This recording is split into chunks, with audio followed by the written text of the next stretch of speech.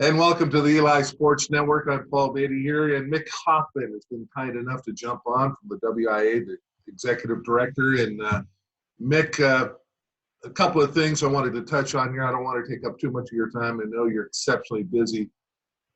Yesterday, we're recording this on Friday, so Thursday, Governor Inslee came out with more restrictions for those in phase 3. He's rolled it back from 50 people to 10. Really eliminated outside of, well, I don't know where this falls, and sometimes we don't have these definitions when they come out, but outdoor entertainment, indoor entertainment, I think that was aimed at concerts and things like that mostly, not allowed.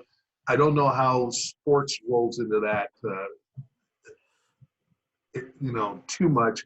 I do know that you're not supposed to, if you're hosting a baseball tournament now, you're not supposed to let teams from phase 1 that are in phase 1 and phase 2 to come and play in those tournaments.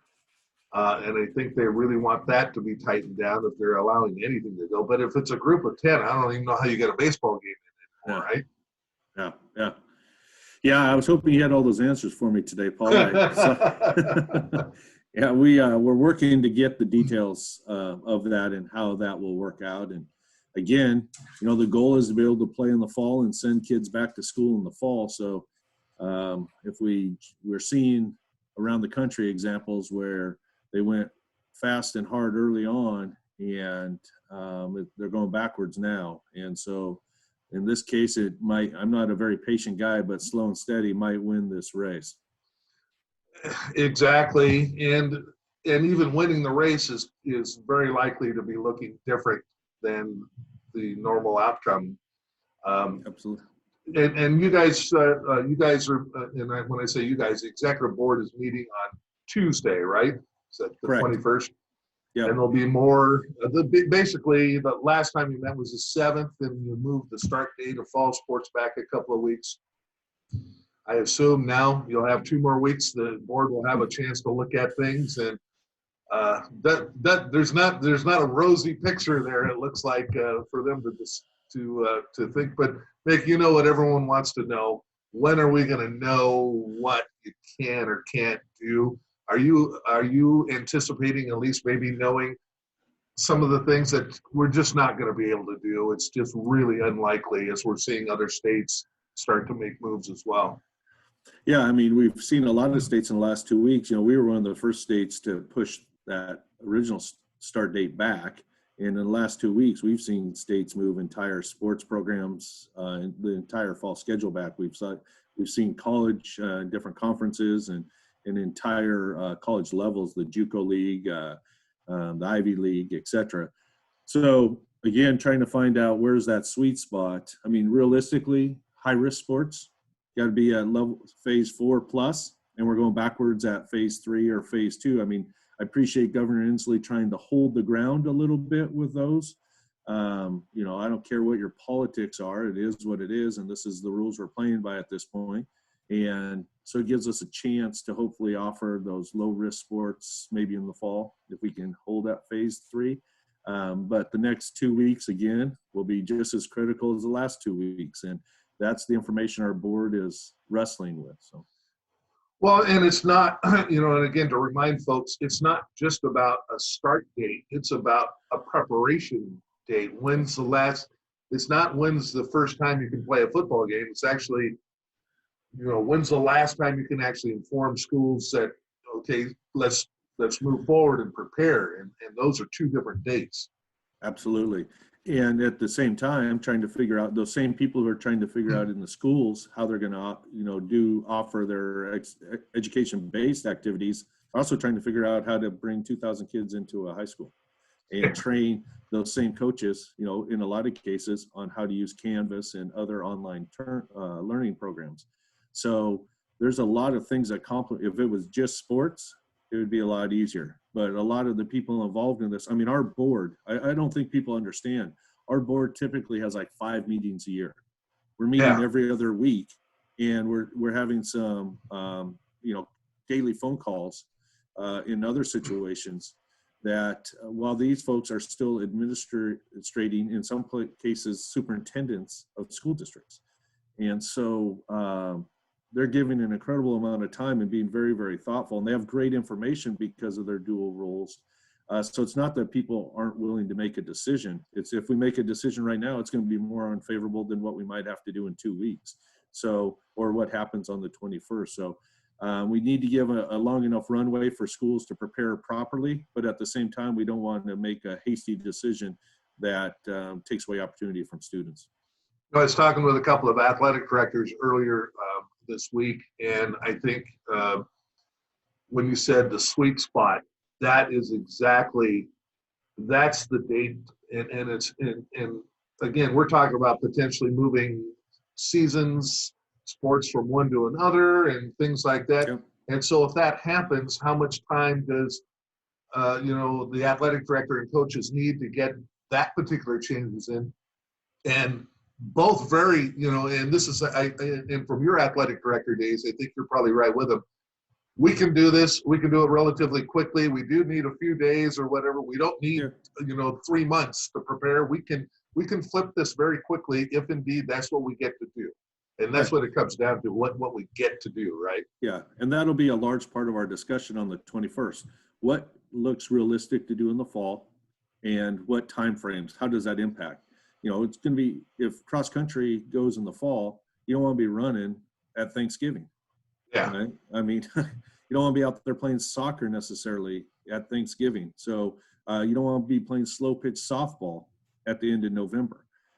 So we had our state tournament this last year right around the 1st of November. It was great. It was sunny, but I'll tell you what, when that sun went down, it was cold. And I remember the game that went extra innings, and you never want to root for any kid to lose. But at that point, you didn't want too many extra innings continuing on. It was cold. And so, what can we do to balance that out and still give a true season? Because the last thing we want to do is abbreviate it so much that it's not really an experience for a student. So that's those kind of decisions have to be made. Like, what are deadline decision dates? There was an interesting question from, and first of all, I think we should get this out. And because the pushback about, and to be honest, to get a high-risk sport like football in this fall, I mean, the chances are very low. I mean, let's just be honest about it. Something magnificent would have to turn around here and in a hurry. So with the thought of maybe, with that thought, okay, just play along with me. If we have to push football to the spring, and that's the only sport we move, then that means it's going to get dumped in over the top of every other sport over there. And then kids likely will have to make a tough choice. Do they want to play this sport or this sport?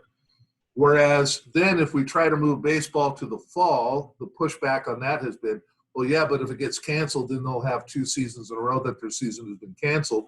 And I say this, I don't want to give spring sports 1 chance to play. I want to give them 2. And so if we can't do football in the fall, move baseball in the fall. And if we can't, then okay, we're right where we put it back in the spring. We're right back into the same situation. It's now, I think the idea of trying to spread it out is so we don't have to force kids into making choices that they normally haven't. Perfect example, volleyball and girls soccer. That's the fall sports. They've already made their choice of which one of those they're going to play. But when you put it up against fast pitch or, that's in the spring, now you have multiple athlete sports that now have to make a choice. And I understand our goal is, frankly, to get to make a choice, right? That's better than what we have right now. So I know there's so many moving parts in there. So I guess my long-winded question here is, if you see some potential movement of moving some sports around a little bit, would there even be a possibility of rolling back the start date again? That, okay, well, we can't get football in now and this, but you know what? If we get back to the normal phase 3 in mid-August, we could actually start playing baseball and fast pitches if that's allowed. Or is that just too many moving parts, do you think? Well, it's a lot of moving parts. And again, the people planning, their primary focus is on how they're going to educate kids starting, in some cases, mid-August, right? Yeah. So that's part of the challenge. The other piece is right now we have 17 counties at phase 3. And we have 22, last number I got, 22 at 1.5 or 2.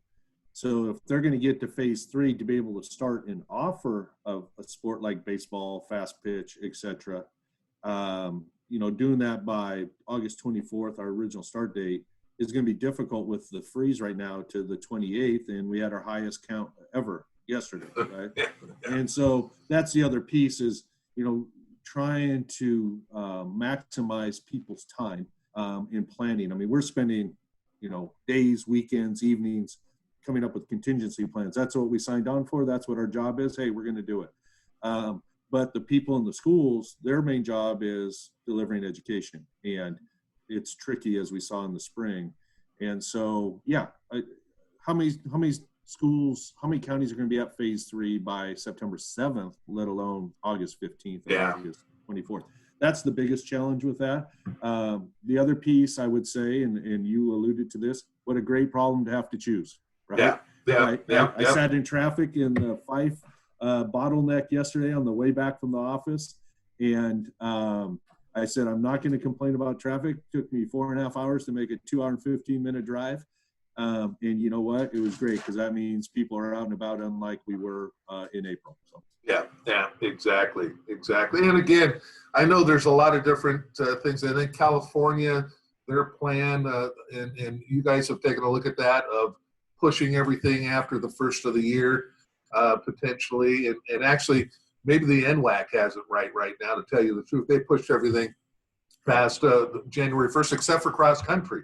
They said, no, we think we can get cross country in. And so, again, just flipping the priorities from sports in their regular season or traditional seasons to now looking simply at risk factors, right? So, I mean, what are we likely to do? So let me ask you this. If we can get in tennis and golf and cross country, tennis and golf especially, do you see them moving it all and saying, no, we're not playing tennis and golf in the spring because if we're going to get to play in the spring, we're already going to have a bunch of sports there already, and we have a chance to play the whole thing. This kind of a split season here in Washington State. Do you see them maybe moving those lower, if you're going to move sports, move them all into fall and say, we're going to do fall championships and get them done?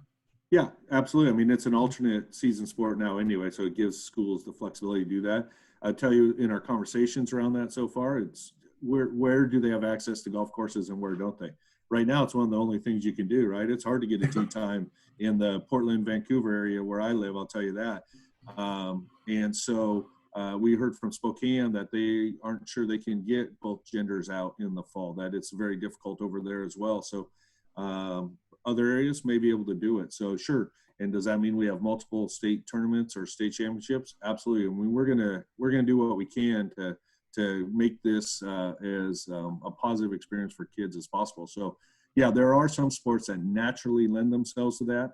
The other piece is with this is if a coach coaches multiple sports, they may be in conflict if we move spring sport into a fall setting, right? Like the baseball coach is also your cross country coach or whatever. Yeah. The other piece is districts. A lot of districts have represented coaches through CBAs. And so if they're offering baseball twice or fast pitch twice, that's a financial impact and maybe not even allowable by policy or contract. And so there's other factors that come in to just flip-flopping and moving seasons around. So we are bringing those options forward on Tuesday to see how realistic. We have a committee of, all around the state of multiple level administrators and coaches looking at those to say, hey, where are the pain points? And those are the kinds of things our board gets to discuss and struggle with. It's not an easy, it is not nearly as simple as just flipping. It's not like a club, a club team flips their sport. They don't have to coordinate with the other club sports. Yeah. Right? Yeah. They don't have this monstrous entity of 225,000 kids participating in 420 some high schools that it impacts. They say, hey, this one we're playing, show up or don't. And it's not that easy for us. So it doesn't mean we can't do it. It's just there's way more moving parts. Right. And, and I've seen on social media, there was a complaint that the WIA is allowing some schools, not now, you can't have more than 10 kids, but if you're in phase 3, you could go ahead and coach, and those that were still stuck in phase 2, they still couldn't get together with their teams. Real quick, you guys understood that was going to be a possibility coming into the summer, and you had taken action. You changed the rule on that, right? Well, yeah, the reality is we don't govern, for the most part, summer activities, right? Transfers and that we do. But once our spring tournaments are over, it's really local control of what schools can do. We gave some guidelines on how to do it safely and recommendations, but we don't have competitive equity in the summer. I'll tell you. But you added 2 weeks. Correct, in August, yes. Yeah. With the idea schools would have a chance to catch up. Okay, I'm following what you're asking now. Yeah. And so, so we said, hey, this is at least a chance. So we are always striving for competitive equity, but there's some basketball teams and fast pitch teams that are going to play 100 games in a regular summer, and others that will play 5 or none. And so it's not like we're really creating competitive equity for the first time. We're trying to keep it as competitively equitable as possible. That's a lot of syllables. But the reality is, our biggest goal is giving students a chance to participate. And that, again, is giving them a chance to participate in August, which came at the request of our member schools. That is not something, our board initially said no to that request in the spring. And then as this thing has evolved over time, like, okay, let's give them the opportunity to do something locally with their kids. And now, especially, it makes even more sense with pushing the start of the fall sports back as well in that, because you actually added those 2 weeks ahead of pushing the fall sports back at that time. And now it's available. And again, we've talked about this a lot. This isn't about 100% of anything. They're not saying that if you wear a mask, if everyone wears a mask, that it's going to go away 100%. We're talking about limiting the exposure, limiting the chances to do that. And that's why you can go into a Fred Meyer, shop for 20 minutes and leave, and not go to a concert where you're sitting there with 20,000 people for 3 hours or whatever it is. Well, go ahead, Nick. I was just going to go back to the August thing. The other piece of that, for the people who are critical, the reason the board made that decision was for the schools and counties that were at phase 1 and phase 2, because the ones that were already at phase 3 got some time in June and early July. And so the idea was to let those counties catch up. Well, for whatever reason, whether it's not wearing masks or whatever the scientific reason is that those counties haven't caught up, the intent was to give them catch-up time in August to make up for what they lost in June and July. And if they don't end up catching up, then that's a missed opportunity. No different than what we're going to deal with all year until we have this vaccine or this thing squashed in some other way. So unfortunately, it's not fair. But I will tell you, if you look at our annual competitive equity, it's our biggest challenge we face. So. Well, and let's burst everyone's bubble right now and understand this, that if things don't change extensively, and black areas of the state are back to a phase 3 or even a phase 4 in September and can do some things, maybe without fans and all the protocols in, but there's a very good chance that there will be high school sports happening in parts of the state that just can't happen in other parts of the state. And Mick, you said from day one, we're going to do, and if there's a gap and only 2 schools can play each other, then let them play 10 times and let them go. And we'll figure all the other stuff out as we go. Yeah, whether it's through bad luck or bad choices, if an area is unable to compete, the students who do have the opportunity to participate should, because of the benefits of it. And, and I'm going to guess it's going to be a roller coaster. The areas at the start that were looking like they had the best opportunity to play are no longer looking that way. I'm getting less calls about transfers to Idaho and Montana since they're leading the percentage of the spike.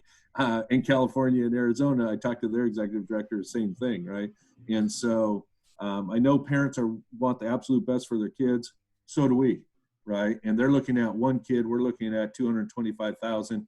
How do we do that as fairly and equitable as possible? And that's what our staff and board. I mean, I cannot tell you how proud I am of our staff and our board for how thoughtful they are. They could very easily have punted on the fall. They could and just said, nope, we're not doing anything till January. And I'm not saying California did that because I know how thoughtful they've been. They're in a different situation than us. Yeah. But we could have easily done that as a staff and a board and said, okay, take your vacation time in July since you haven't used any all year because you've been working every day. But that's not what we did. And they're really trying to find any opportunity we can provide for students. And so, Greg Whitmore's been a phenomenal president, provide great leadership, and our staff has absolutely worked their fannies off to get us an opportunity potentially to do something in the fall. And Tim Thompson's going to step in as a new president in August. I think August 1st technically is his first. Yeah. I think July 21st might be Greg's last one. So yeah, he instead of running 5, I think he's probably run 25 meetings, and so he's earned his free lunch. I think we served back in September at a meeting. So that's the extent of his compensation for all his work. So. No, and real quick here, Mick, because again, educating not only the public but even people in the association, the WIAA, reminding how this system works. The WIAA is a staff, it's Mick and a staff of 11. There's a total of 12 in the WIAA office. The executive board is 13, I think, total. Right. But and this is why sometimes things take longer. It's because these people aren't working on this 40 hours a week. Like Mick said, they're superintendents, they're athletic directors, they're principals, they're doing their other job. And then they get together a few times a year, as Mick had said, and now they're doing it. So that's how the process works. So it's not that there's this big team of people in some big, boardroom, and you all have your whiteboards and figuring this all out. You're not even allowed in the office for the most part, right? So most of your staff has been working from their homes as well, which this is useful. It's Zoom, but still it's different than just being able to stand up, walk next door to the office and ask a question when you guys are working on something. Absolutely. And I'll tell you, our staff, we've tried to get them to take some vacation because we're going 6-7 days a week. And I've had to interrupt every single one of them on every day of their vacation to get facts and questions, and they've been awesome about it. And our board is the exact same thing. I mean, we have people zooming in from board meetings from Priest Lake because they're up camping, trying to find. We have one board member who's been a ranger almost 50 years in Yellowstone, and he'll drive 20 miles to find a hot spot if the osprey's nest will allow it. And so, I mean, those are the kind of efforts being made by staff and board. And so, we're on it. You talk about the staff size. We have 12 staff members for over 800 schools. We're one of the few that serve middle schools. We haven't even gotten to the middle school yet. We have some preliminary plans, but as far as the hardcore planning, that's next as soon as we can get this. And it is what it is, but hey, this is what we signed up for. We're going to do it. We think we're doing it really well. And we will get kids out to play as soon as possible. And, going into the fall, and I think one of the other big reasons of shifting and looking at low risk first, and instead of looking at seasons, but looking at low risk, when you're talking golf, tennis, cross country, potentially track and field, that would be another one that could be. And then let's say that's all we could get in. The big thing out of that is you don't need paid officials for any of those sports, which is another issue. I mean, absolutely. And Todd Stordahl is saying maybe upwards of 30% of the officials across the state have said, I'm probably not going to come out and do any games. And so even if we can get all these games going, who's going to be there to officiate them? Who's going to drive the bus? And if you got 150 kids on a football team, can you take them anywhere, or is it easier to take 18 cross country runners somewhere or what have you in those cases? Yep, those are all the factors that go into to this. I'll tell you though, the Oxford vaccination, I read on a bunch of different news sites. You know, it's hard to trust any single source anymore, other than Eli Sports now. Yeah. But It's because we talk to you. We get it right from the mouth of people. That's what we like to do. But you know, that's looking more and more promising, and their preliminary results are very positive. Their timeline, so you know, it's wishful thinking at this point, and hopefully, I mean, that lady sounds like she's brilliant, and she has a heck of a team. And if the other two that are out there right behind her come through, hey, this might be a totally different conversation in 2 months. I hope so. Yeah, exactly. One other, you kind of touched on it a little bit, and there's the other ridiculous thing that I think is floating around. First of all, I thought it interesting that the Idaho Association announced that they're planning to move forward with fall sports, although there's been no directive from state government, and that's kind of what they've held out. I'm not sure if it's something to kind of make them look like, you know, we're going to stick with this until the last second, and really knowing that it's going to probably be very hard to do. But, you know, well, if they're going to play football in Idaho, I'll go play football there. And then if we play football in the spring here, I'll come back here. That, you know, that's just a stupid idea to begin with, number one. Yeah. And number two, is it even possible under the WIAA rules?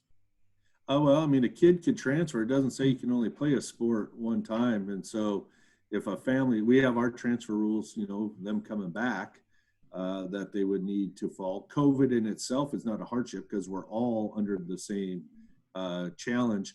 I'll tell you the other thing that people need to remember in transfers, when people are transferring into an area, it doesn't mean they're filling an empty space. They're just taking the space of another athlete or student. And so, you know, that's, granted, we want kids to play, but if a quarterback would transfer into Chiawana and become the starting quarterback, that means whoever was going to be the starting quarterback is no longer in that position. And so we haven't added more players. We've just divided the time between more people or eliminated somebody. So I get it. Kids want to play. Heck, if I was a kid, I'd be doing anything I could. If my kid was still in high school, you know, either one of them, I would be, as a parent, looking for the same opportunities. But there are rules. People need to know them. I would hope they talk to their athletic directors before they make any moves, because the worst thing would be to jeopardize your eligibility. The second piece is general health and safety, multiple football sports. There's a reason we limit contact during the season and out of season. And there's nothing at 18 years old that's going to be worth more than when a kid's 58 years old with their general health. So, well, that, and I to me, it looks like wishful thinking of the Idaho the sports, you know, and I think they've left an out card for them, and they can easily say, well, the governor and the state superintendent of public instruction have directed us that this is not possible. So, you know, they can shift the blame, I guess, is what they want to do over there. I'm not exactly sure. Yeah, I didn't understand that announcement. I thought it was strange. It's one thing to say, hey, look, we're continuing to look at what we can do in the fall, and we're going to try our best to do something, rather to come out, we're going straight forward with our fall sports. I just thought that was a little odd. Last question here, Mick. On Tuesday, you guys are going to have a formal announcement then the following day on Wednesday. Is that kind of the plan? yeah, we'll try. It depends what we're announcing, but we'll have to coordinate the messaging. So we meet in the evening, so it's a little bit difficult to get it out. We'll try to get it out that evening if at all possible, but it depends how late our meeting goes.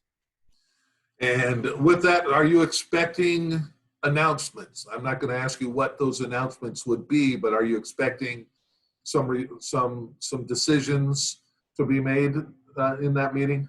You know, it's hard to say. I wasn't expecting one July 7th, right? But in the course of the conversation, it became evident we needed to help school district and superintendents out to relieve some pressure on the August date. So I would guess that we'll have some announcements vetting out more what the fall could look like, as well as if we, for some reason, lose the fall, you know, either at the start, midpoint, or towards the end, what is our fallback plan? So from there. So, yeah, I mean, we steal from everybody around the country. I'm not above that.